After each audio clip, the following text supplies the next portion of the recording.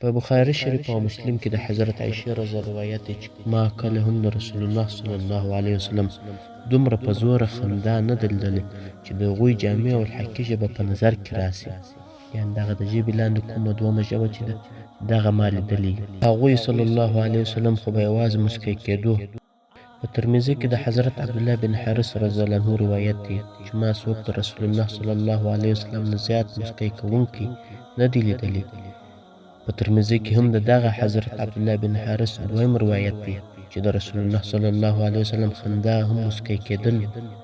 د آخرت په معاملاتو کې به هغوی صلی الله علیه وسلم نه خندل، د دنیا په خبرو کې به یوازې مسکی کېدلو.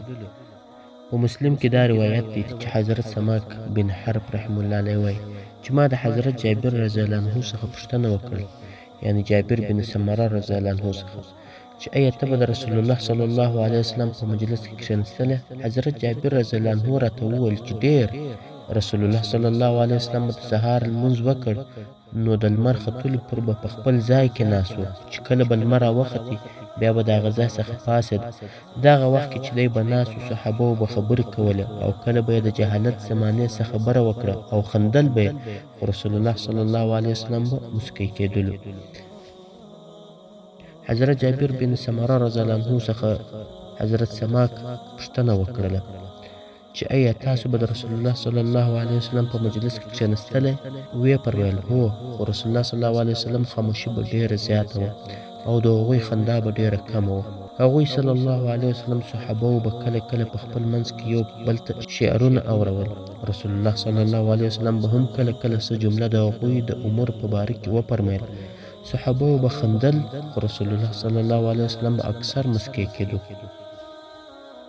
حضرت حسین بن زید کلبی رضی الله عنه وفرمیل چې ما رسول الله صلی الله علیه وسلم هم کله په خندا کې نه دی لیدلی، هغه به یوازې مسکی کېدو او کله به د زیاتې لوږې د وجې به یې په خېټه پر کاڼو وتړل.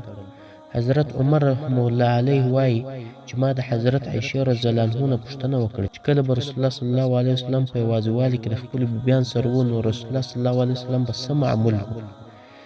حضرت عایشه رضی الله عنها وفرمیل چې تاسو د سړو په شان ان حضرت صلی الله علیه وسلم معمول و، خو دومره خبره ضروري ده چې په تاسو کې د ټولو نه زیات شریف، د ټولو نه زیات نرم، ډېر خندېدونکی او مسکی کېدونکی و. حضرت جابر رضی الله عنه فرمایي چې کله به رسول الله صلی الله علیه وسلم ته وحی راتلل یا به یې بیان کولو نو ما به داسې محسوسول چې رسول الله صلی الله علیه وسلم یو داسې قوم یوروي چې په هغوی باندې د الله جل جلاله عذاب راغلی دی، او چې کله به دا حالت ختم شو نو ما به لیدل چې د رسول الله صلی الله علیه وسلم مخ مبارک د ټولو نه زیات تر و تازه ده او د ټولو نه زیات مسکی کېدونکی او بدن یې ښکلی دی. حضرت ابو امامه رضی الله عنه وفرمایل چې رسول الله صلی الله علیه وسلم د ټولو نه زیات خندېدونکی او ټولو نه زیات ښه طبیعت والا و.